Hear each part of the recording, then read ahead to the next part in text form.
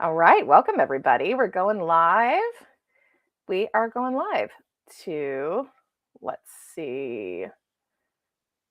Are we live on YouTube? I'm not sure we're live on Instagram. Maybe we're live on Instagram. Yes, we are live on Instagram and YouTube here. I'm Rose Thomas Bannister from Modo di Bere and the Modo di Bere podcast and the wine and language travel show that we are crowdfunding to put out into the world right now. And I'm here with Shelly Wilfong, the creator of This is Texas Wine, the Texas Wine podcast. Shelly, welcome back to uh, our second conversation together. Thank you. I'm so happy to be here. I'm excited to hear more about what you're working on. You too. And I'm excited to have an update for our listeners. Let me just do a little quick check. Bob, are we live everywhere?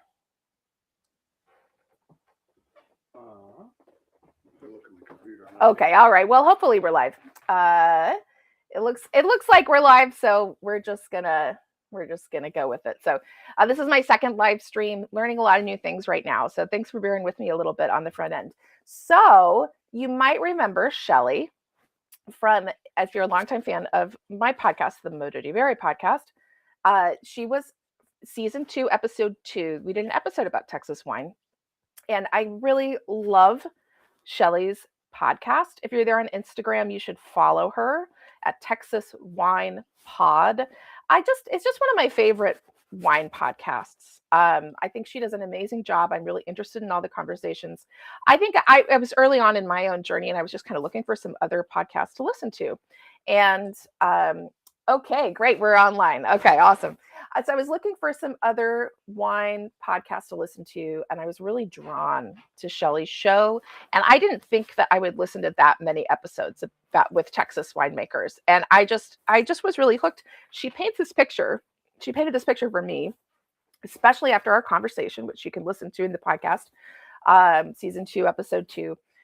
It made me want to go to Texas, and so I did. I went to Texas in 2023 with my creative partner for Modo di Bere TV, the wine and language travel show that we are crowdfunding right now in this live stream to put out into the world. And we filmed a season of Modo di Bere TV in Texas. We're going to talk a little bit more during this live stream about some of the places that we went, but I want you to know what's going on if you've tuned in. Okay, so we're in a little telethon here. Okay, I would love it if you went to mododibere.com and you give a donation to the Modo di Bere TV crowdfunding campaign. We have filmed 8 seasons on 3 continents, and we just need to hire editors, artists, musicians to turn our footage into 30 plus episodes of a wine and language travel show that we will all get to watch. Now, here's what's going on with this contest. Here's why we're talking to Shelly today. Each week, we're doing a little tournament, okay? So I hope you tune in each week and maybe even donate to vote each week. Every $5, so if you donate $25, you get 5 votes. You get to vote. And this week, this is the first week, and the contest is between the Texas season and the Calabria season. Yesterday, we did a live stream with somebody from Calabria, convincing you to vote for Calabria. Shelly's here to convince you to vote for Texas. On Saturday at 11:59 New York time, one of those 2 seasons will be eliminated from the contest to be the first episode of Modo di Bere TV. The other one, should Texas win, Texas will advance and continue to be in the running through April 3rd, and that's when we'll declare the final winner of what's going to be the first season of Modo di Bere TV. We're still going to edit all the other seasons, but you'll get to see that one the soonest. And that's the prize for everybody, is just to get to watch a cool new wine show about places like Texas, which, was not on my radar at all until I found Shelly's show. So guys, go to mododibere.com. I've got it open over here. I will see if somebody donates and say thank you on the air. So I hope you just go over there now and make a donation, especially if Shelly can convince you to vote for Texas. So Shelly, especially for those of us who don't know that they even make wine in Texas, why should people vote for Texas as the first episode of my regional wine documentary series? Well, there are so many reasons, and I would love for more people to know more about Texas wine. So I'm delighted that you chose to feature Texas, and I'm happy that Texas has already played a part in what you're creating. And I love to see Texas wine through your eyes and Texas travel. It's a dynamic region. There is so much innovation, and it's a beautiful place to visit. People may have a misconception that, oh, there you are. Your play switched on me. I disconnected for a second, but I think I'm back. Yeah. Awesome. There might be a misconception that Texas is too hot to grow grapes. That is something that people who aren't as familiar with Texas may believe, but that's just generally not the case. One of the reasons for that is that Texas has a lot of different growing regions. Texas is actually a bit larger than France. So think about the size of France and know that there is even more land mass in Texas. Now, there aren't as many grapevines. There are about 14,000 acres of grapevines in Texas. Many of them, probably about 80%, are from a particular AVA, or American Viticultural Area, in the northwestern part of the state. It's an AVA called the Texas High Plains, and it is high. So high elevation, think high elevation grape growing. The vineyards planted there are at about 3,500 feet. So not just high elevation for Texas, but truly a high elevation region in the world of winemaking. So I appreciate that you're already telling people about Texas and the exciting trip that you did. I hope you'll come back, because there truly is so much going on. Lots of wineries, lots of interesting developments. The name of the game in Texas wine is diversity. There are so many wine styles. There are so many grape varieties planted here, something like 80. So always something new to discover. There's right now a big, exciting focus on traditional method sparkling wine in Texas. You're going to be seeing more and more about that. So if you're a bubbly lover like I am, you will be happy. And yeah, I hope everyone will vote for Texas, and I hope you'll come visit. That's great. So what's it going to be like and you guys can vote, donate and vote at mododibere.com. If you're just joining us, we've got a contest to see which season of Modo di Bere TV is going to be the first season that we release once this crowdfund is complete. And we've got the support that we need for post-production, for footage that we've already shot, including in Texas. This week's face-off is between Texas and Calabria. You can find out all about it and watch the trailers for both seasons at mododibere.com. Shelly, did you get to watch the trailer? I watched it, but the sound for me, I was in a public place, so I need to go back and, actually really take it all in. I think you can recognize in the trailer, Shelly, and I hope everybody likes the trailer. Really pleased to get those trailers out and start sharing just that little bit of the footage with the world. It's really exciting. I think you'll see a lot of faces in there that you recommended to me. I mean, we had our podcast conversation and you really advised me about, a long list of people that I might visit. And I told you what I might be interested in covering, like in terms of biodiversity, which is a huge focus of the Modo di Bere project, including the podcast, the magazine, everything that we make. I had a Tirol de Go in Texas.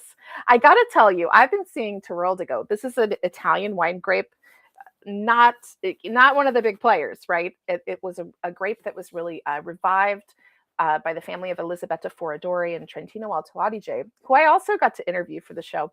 So next week you'll hear more about that. But I had that Tirol de Go by kind of the home and the hero of Tirol de Go, and I had a Tirol de Go in Texas, and then recently I had an Australian Tirol de Go made by a winemaker who divides their time between the Finger Lakes in New York and Australia. So I feel like Tirol de Go is taking the world by storm. But you mentioned a lot of variety there. Are there particular varieties, perhaps in that High Plains AVA, where you're seeing quite a success? Are there something where people saying, oh yeah, the Pinot Noirs from Texas are strong?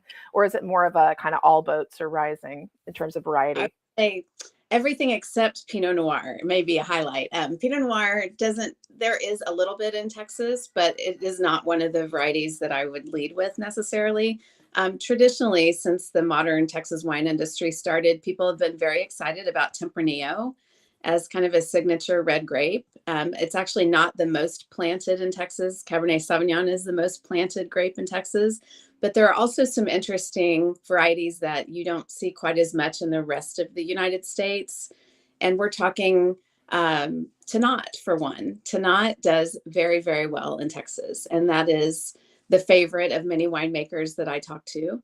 And also, more vet. I mean, we're talking Bordeaux varieties, Rhone varieties. We're all over the place. And you know what we have, not to diss the competitor in this category, but I will say we also do Italian varieties really well in Texas. So That's great. Well, no, I mean, listen, that I want more Italian varieties to be planted for sure. everywhere around the world. I find that Yeah. so fascinating. I do cover, for instance, out of these seasons of Modo di Bere TV, 5 of them are in Italy.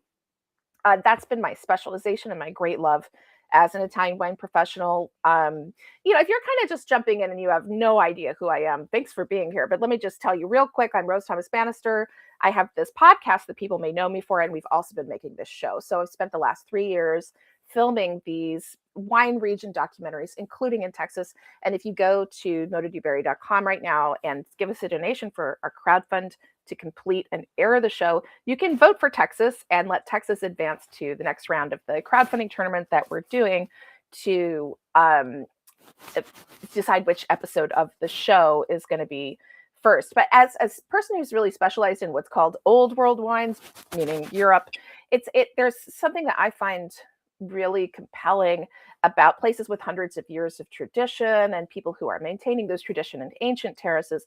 But on the other hand, there's something really fun about being in a region where I don't want to say there are no rules, because these AVAs and there are regulations and quality controls everywhere. But as far as, for instance, oh well, this is the traditional grape from such and such place, I feel like people can kind of really make their own way and So tell us a little bit about how Texas as a wine region started and has grown up. This is Shelly. If you're just joining us, the host of the podcast, This is Texas Wine, which I highly recommend. Well, thank you. Yes, Texas has been growing grapes, would you believe, longer than California? Wow, that is crazy. Yeah, it started in about the 1650s in an area out in West Texas near El Paso. Franciscan monks started viticulture in that region of the state. It actually wasn't Texas at the time, but it became the area within Texas known as El Paso. And I would say it was that's the early start, but the modern Texas wine industry probably started in the late 1960s and the 70s. There were plantings happening in the hill country of Texas. When you hear about Texas wine tourism, generally people are talking about the hill country, which is in the center of the state. Rolling hills, beautiful, looks a little bit like Tuscany. And also out in that high plains area that I talked about at high elevation out in far northwest Texas.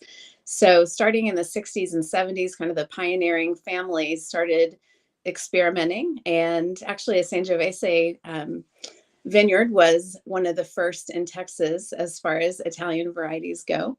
It's now a designated historical area in the state, Sagamore Vineyards out in Lubbock. And it just took off from there. There were a lot of people experimenting, which is a continuing theme that you'll see throughout the Texas wine industry over time. People making some sweet wines, some dry wines, and dessert wines. But more and more, you're seeing people taking a serious interest in wine grapes from Texas.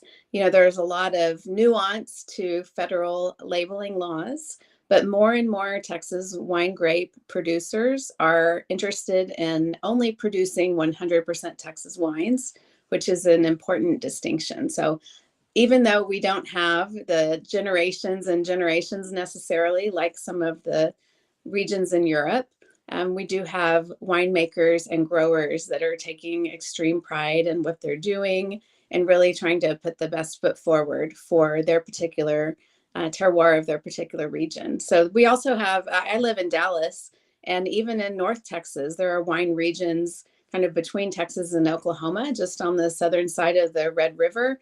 Texoma AVA, we have 8 total AVAs with a few more that are currently under consideration. So it's a fun time, and I would love to encourage people to support Texas in this crowdfunding operation so that we can move on, because I would be so proud to be the first region that's featured. That would be amazing. I'm so glad that we made this choice, and I've left it up to the fans of these wine regions and of this new show to decide because I really just could not possibly. But I gotta say, Texas has a huge place in my heart just based on the experience and the adventure that we had there. There's going to be a podcast coming out, I believe, tomorrow, sharing some behind the scenes stories from our travels in Texas. But, just give you a little overview to jump off of what Shelly just said. And again, this is a fundraiser for Modo di Bere TV. We're in a little telethon here, people. So if you go to that link, mododibere.com, and click the donate button, then it'll take you to a page where you can write Texas if you want to vote for Texas, or Calabria, the competitor. But if Shelly says vote for Texas, in the message, just the one word, Texas. And if you give $25, you get 5 votes, right? So like every $5 will get you a vote.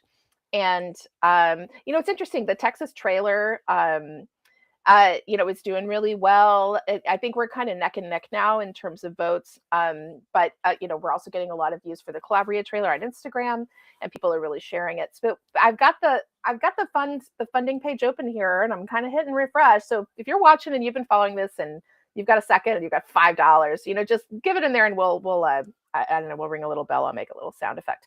But I wanted to tell you just about this High Plains Hill Country situation. If you're listening to this and thinking, hey, maybe I'll go there, which you should, for what you'll experience when you watch the Texas episode to follow our journey, we did go to the Hill Country, which is in around the town of Fredericksburg. Very beautiful place. We stayed in this gorgeous little cabin, and we went and visited the wineries there. And I gather that it's just this kind of lush green rolling hills where a lot of people would kind of go on vacation and to kind of get away from the hot summer.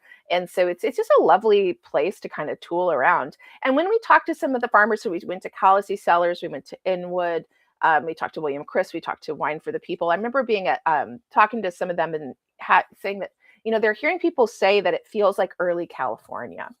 Would you agree with that? In terms of a scene, like a wine tourism scene? Yes. And I think that I've heard that comment a number of times from even people outside of the Texas wine industry that, Texas now is what Napa was like in the early 1970s. I wasn't really following wine in the early 1970s. So I think that's great. I hope that we can learn from some of the mistakes that maybe Napa's made, but obviously successful too. So I think in the spirit of innovation, the sense of camaraderie, it's an exciting time for sure. Real focus on quality and just kind of trying to get our name out there. So in some ways it definitely tracks.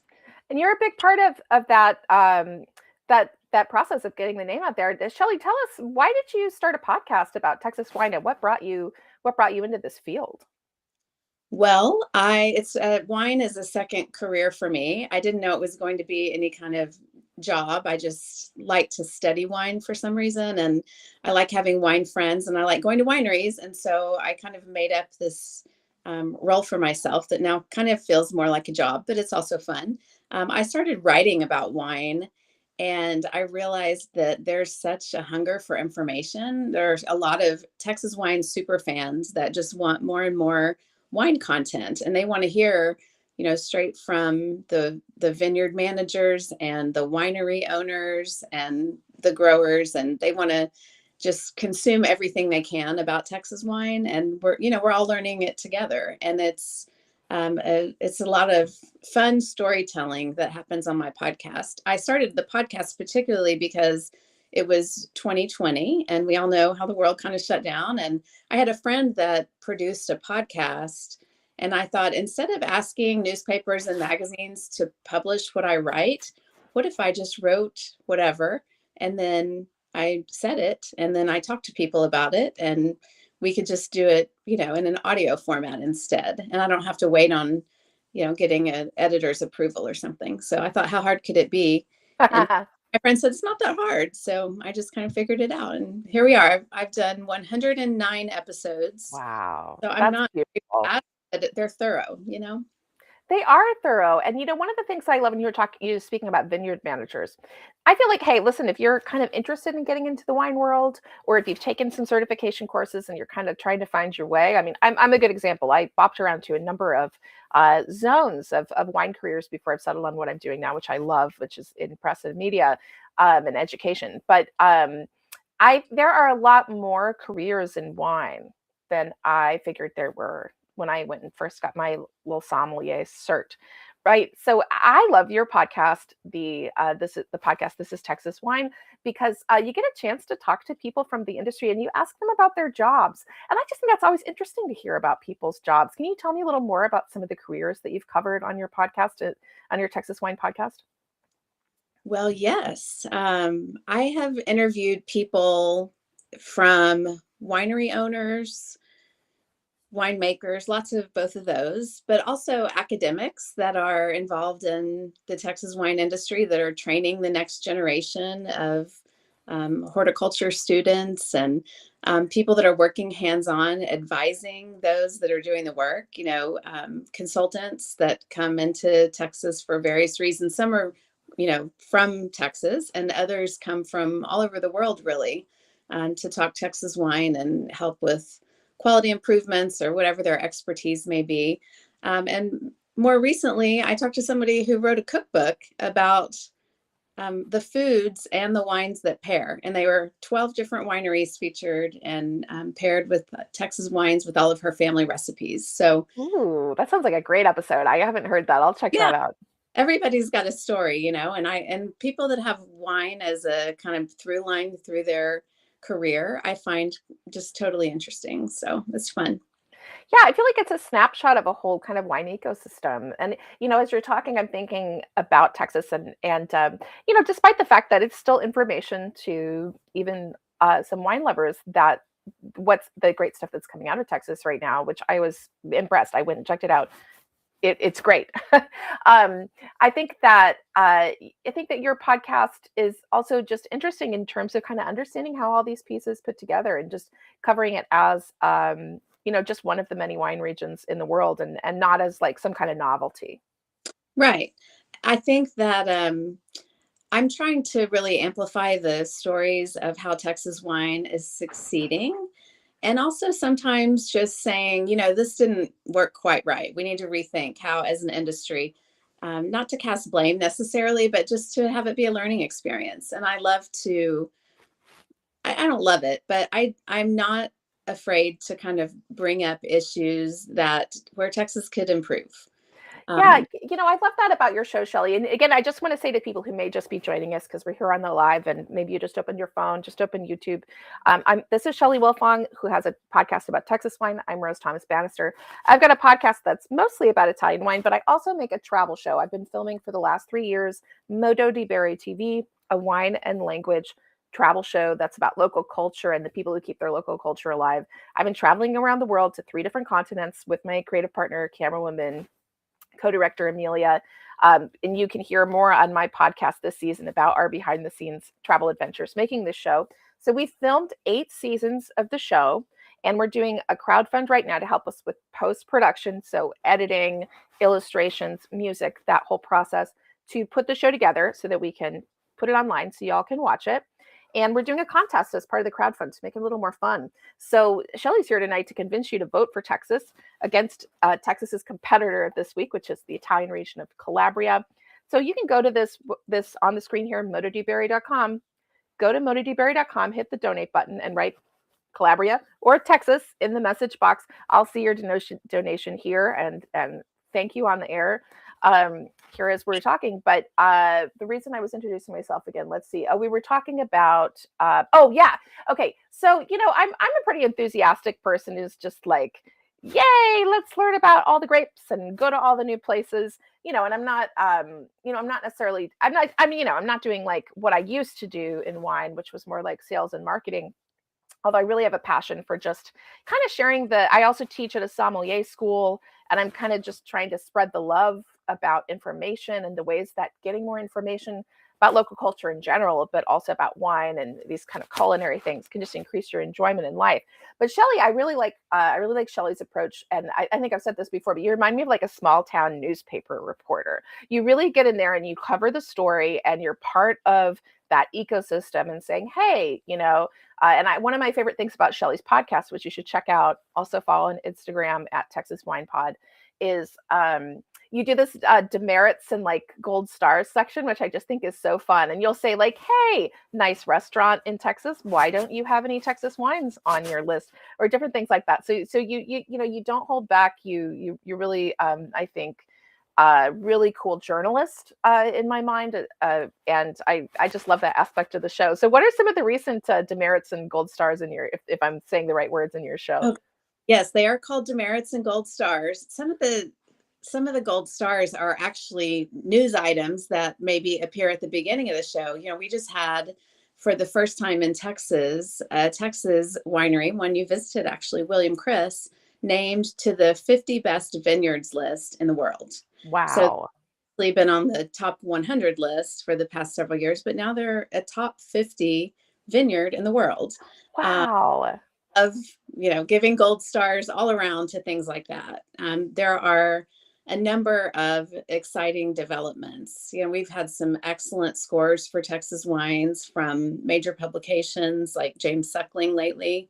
And also every single year, there are more and more gold medals, double gold medals, platinum medals in international wine competitions, where a Texas wine actually wins the whole flight, like the best Tempranillo or what have you, whatever variety, whatever category you're talking about, a Texas wine may actually win the whole thing in the world, which is incredible. And so I love making sure people know about that.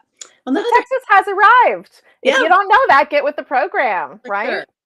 Sometimes it's your own harshest critics seem to be, your neighbors within the state who are used to thinking, well, surely it's better somewhere else. But in fact, if you haven't revisited Texas wine lately, you should.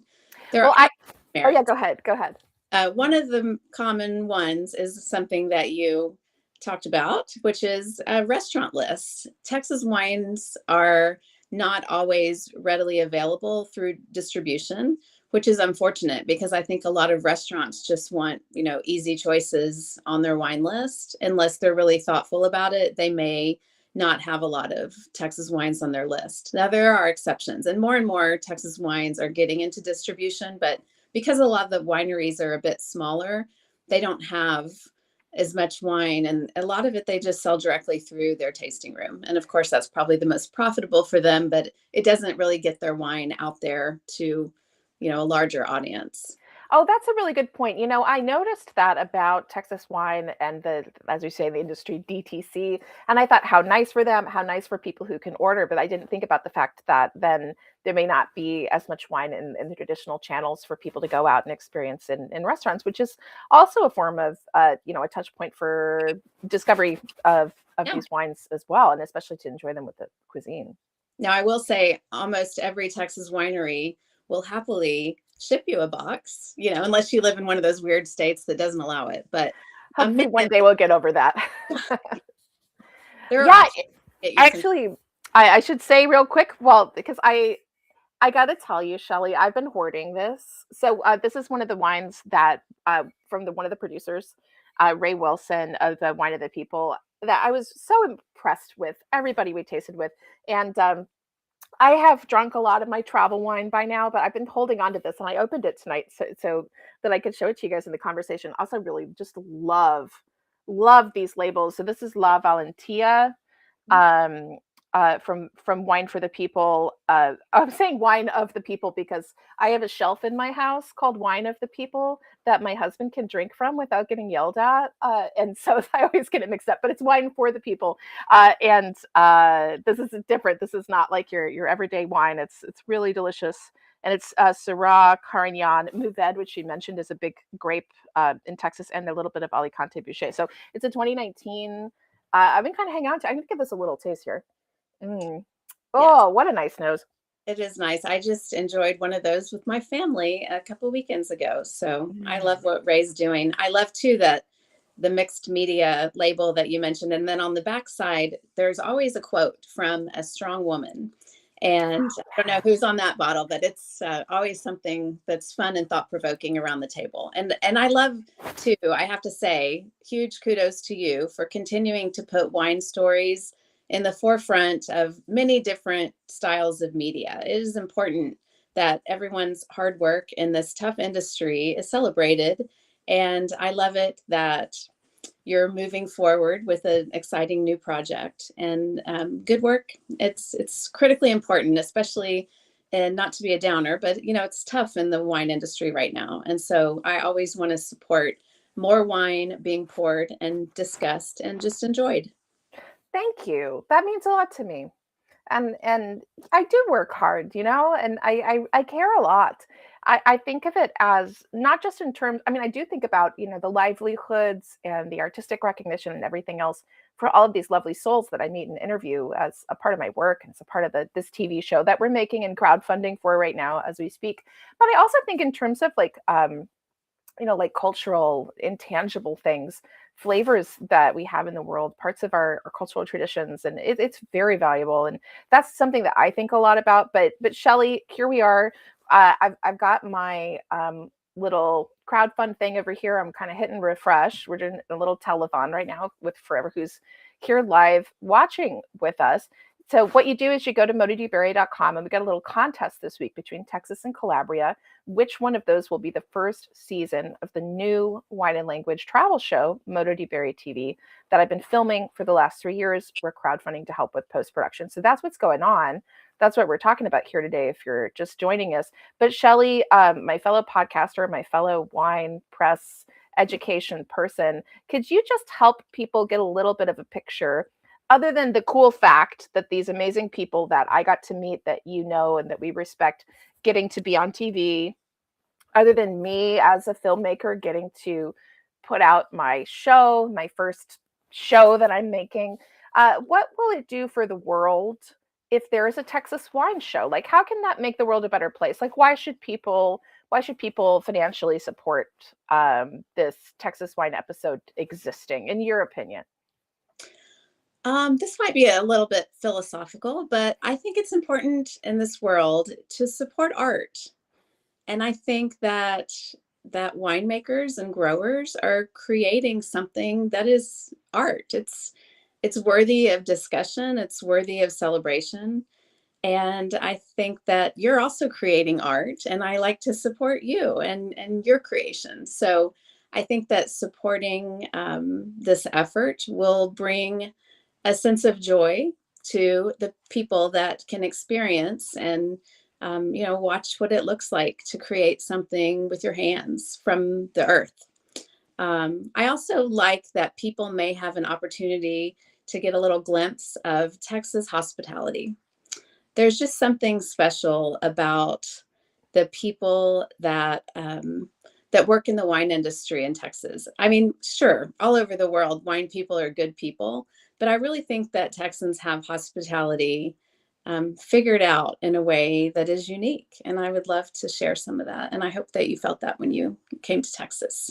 I felt that so hard. In fact, I want to take a moment to talk about a couple of things that we did in the show that were not the wine parts of the show.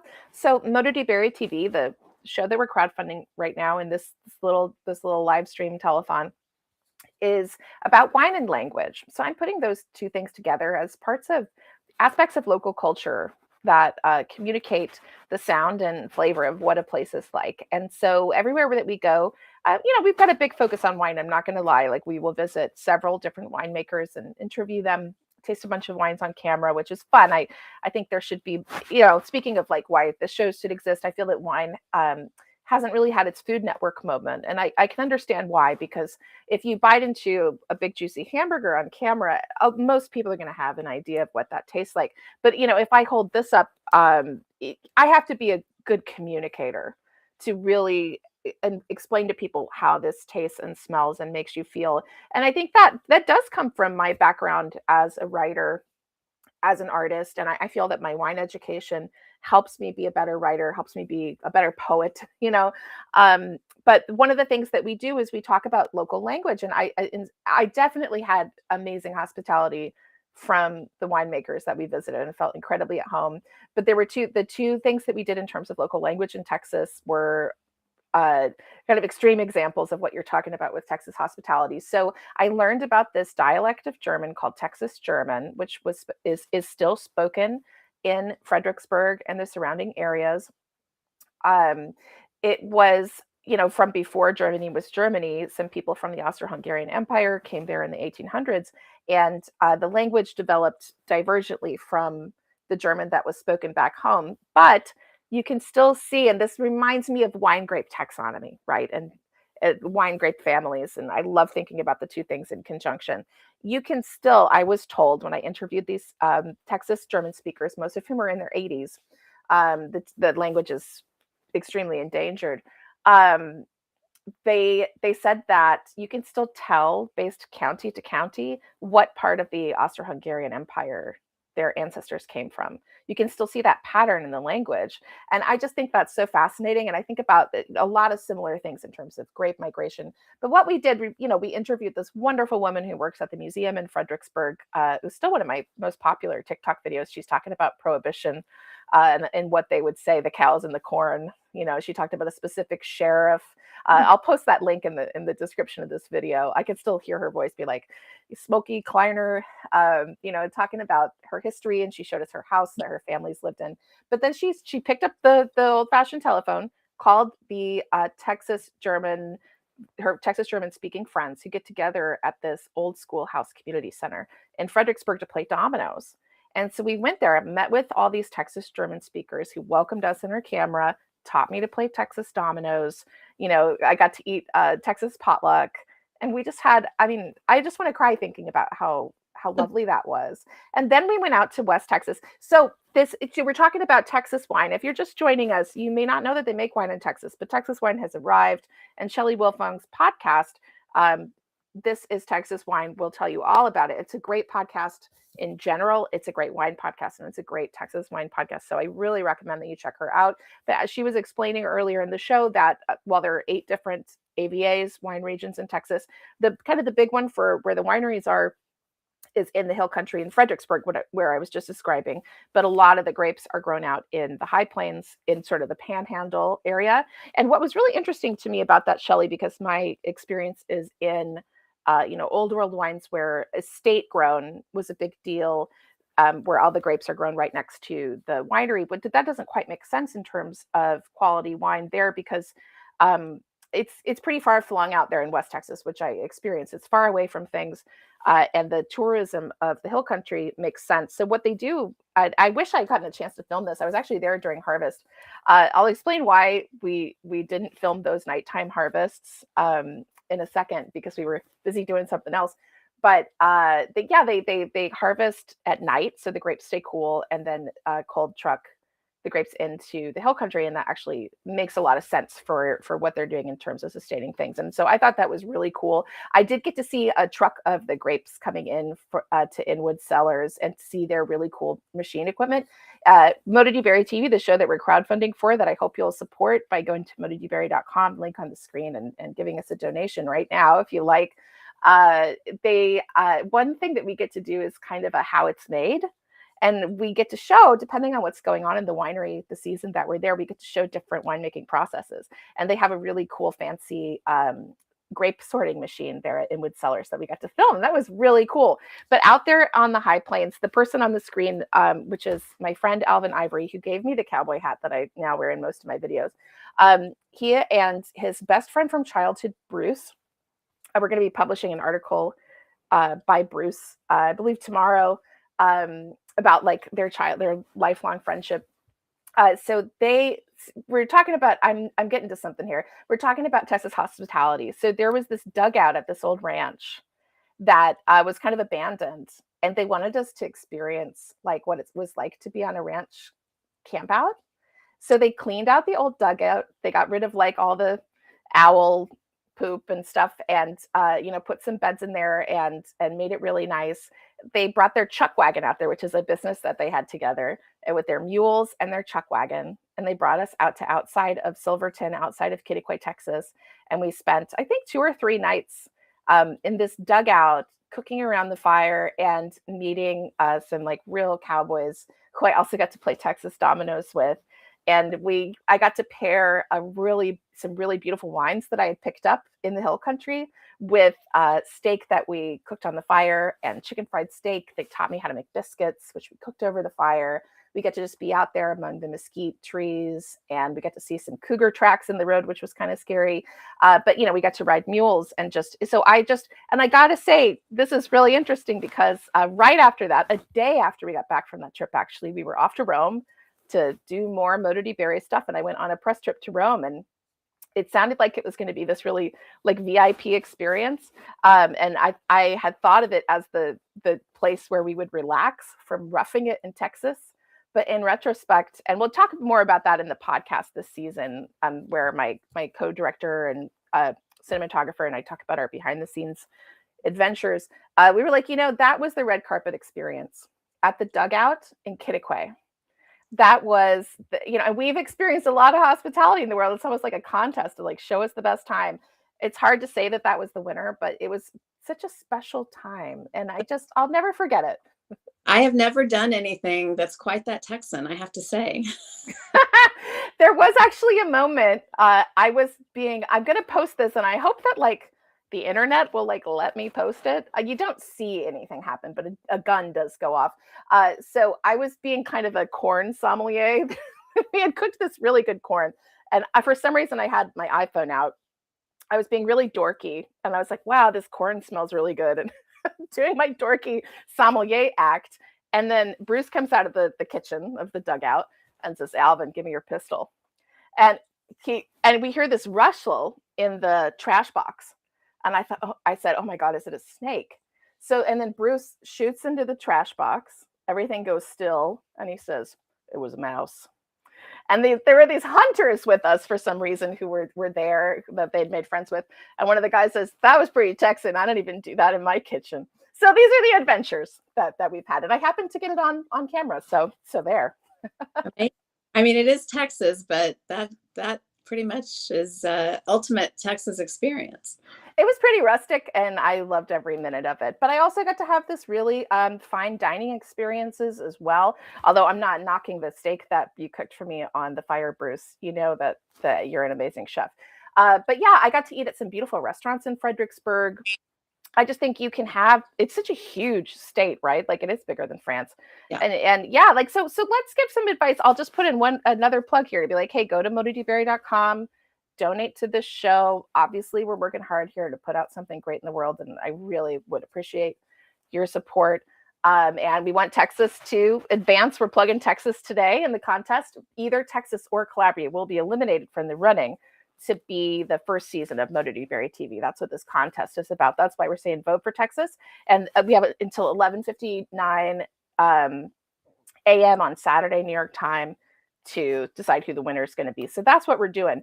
But Shelly, I wanted to ask you to bring to life for us a little bit in terms of a person deciding, like I did from talking to you, I'm going to make a wine trip to Texas. Like, what are some of the travel advice? Can you describe what people can expect, like how they should get around? Like, what would you do if you had a friend who was going to come, and what advice would you give them in planning a little wine trip to Texas? Okay, well, most people who travel to Texas for wine purposes do base themselves in the Hill Country. But even, the Hill Country is the third largest AVA in the nation. So even that is large. Fredericksburg is probably the most popular place to stay. There are adorable little cottages, great little inns. Soon to be the home of the first Waldorf Astoria in Texas is going to be in Fredericksburg. So there are plenty of, super cute places to stay. But if you want to be a little bit out of the hustle bustle, go out where you can see the stars at night, and like ranch properties, and Johnson City is a great place to be based too, and Stonewall. So you might check out the Hill Country Wineries website. And if you Google Texas Hill Country Wineries, you can find a guide and maps. But you probably want to plan for a driver, because the wineries can be a bit far-flung. Not really far-flung, but you just want to have a driver, You don't need to be in general. Yeah. But as far as dining goes, there is exceptional dining in Fredericksburg, but really it runs the gamut from if you want Tex-Mex and barbecue, or if you want fine dining. If you want fine German dining, there's fine German dining in Fredericksburg too. Like you were saying, since Fredericksburg was founded by Germans in like 1846, there are some interesting German places. So really whatever you're looking for, you'll find it, but you should always pair it with Texas wine. Yes. If you are a mixed drink household, you could go during Oktoberfest and let your beer person hang out in town while you tour all the wineries. Just putting a plug in that for, for that as well. But yeah, we were there right before Oktoberfest and I was like, Yeah. oh, darn. You also want to plan to take in some live music. Mm. That's a special thing that goes on in the hill country too. Yeah, like what kind of scene are you going to look at for what kind of places do they have shows? Is there dancing? What's the situation Well, for music? a lot of wineries have live music, especially on the weekends. But there are places in town, it's kind of a singer-songwriter, country, folk, indie kind of situation often, but you can find all kinds of musical variety, just like great variety. I find with American wineries, not to knock anything about European wineries. God, I had some lovely times there. I do it as much as I can. But there's kind of almost like a community vibe where the winery becomes like a hangout space.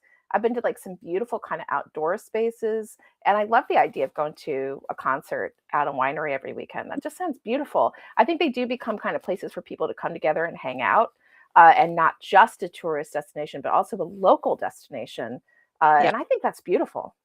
it really is. What on a beautiful day, is there anything better than just looking out over a lovely landscape with a glass of Texas wine? I don't think so. I can't think of anything right now.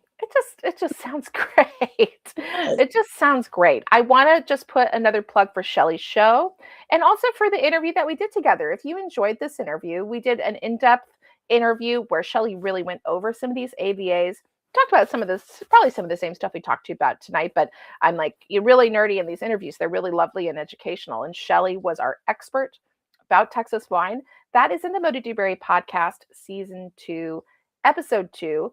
But there's a podcast and then there's a television show. And I'm not talking about just one episode either. When I say a season, we're going to see, right? We're in the early stages of putting everything together. But I'm hoping that from everything that we film, we'll have space for maybe 3 or 4 25-minute episodes about the region. So we're talking about a real experience here. We're breaking it up into different episodes. Right now, the plan is to put it on YouTube. But it's almost like we made a movie. Like that's the length of footage that we are expecting to be able to air. If you help us out, we really do need the support and also the sharing. So even if you're not donating today, we do hope that people will kind of come back week after week and put their votes in and not just do a one-time vote. We're trying to do something unique with this crowdfund, which runs through April 3rd with this tournament, right, to decide who the first season is. But, we really do need people to share the show so that we can widen the audience for the show and the people who may potentially donate even $5 to help us get over the finish line for what we need to finish the show. We would love to be able to crowdfund right now to edit every season that we have. And that's the goal for the money. It's not just going to be for that first season. It'll be for all of the footage that we have banked, 30 plus episodes of this wine travel show. But I just think it'll be really cool to share that. And I don't know what my point was here, but I hope that you get involved. Oh, this is what I was going to ask you. So last night, Shelly, and you can see this on YouTube and Instagram, I put up the live stream. My first ever official live stream like this was with someone arguing the other side to vote for Calabria. And she suggested that I make a little flyer, like a phone shareable poster that has the link and to say to vote for Calabria. And she was going to text it to some people who like hang out at the coffee shop to see if they could kind of spread the word. So if I send that to you, Shelly, tonight or tomorrow night, maybe if you're kicking back on the couch with some wine, and I'll send it to some other people. I thought this flyer idea was a really good one. I'll send it to some people who were on the show, but I hope you can just text it off to some people. I'll put this on the website too, or I'll put it somewhere. I'll put it on Facebook. You guys can share it too. Just share that link, mododibere.com. So even if you're not donating today, seriously, shares are really helpful. So if there's anything that if you're watching here and you're like, wow, this seems great, you can also just share the website with people, and that really helps us a lot. And the trailer, the Texas trailer, I'll put a link to that in the notes, but if there's two places you can see the trailer, it's in the pinned videos on the social media accounts. So on Instagram, on TikTok, and then also at the Modo di Bere, which means way of drinking in Italian. I don't think I said that. If you go to the Modo di Bere YouTube channel, there's a playlist called Trailers, and you can watch the two trailers that are a part of the contest every week. And the Texas trailer is really beautiful, and some of the scenes that we've described and some of the places that we talked about, you'll be able to see in the show. I love it. Well, thank you for shining the light on Texas and the larger wine world. I hope all the Texans or Texas wine lovers, wherever you are, I don't care if you're in Texas or not, but I hope that you'll vote for Texas so that we can be your first featured region. You know, I had an Italian donate to the show and give all of his votes to Texas. So yes, yeah. And I gotta say, Italians love cowboys. And so I did this for you. You're going to love the show too. And I know you will. Well, if they need any help on their itinerary when they come visit, just have them look me up. Ooh, all right. Yes. And you guys, please, again, so we're wrapping up here.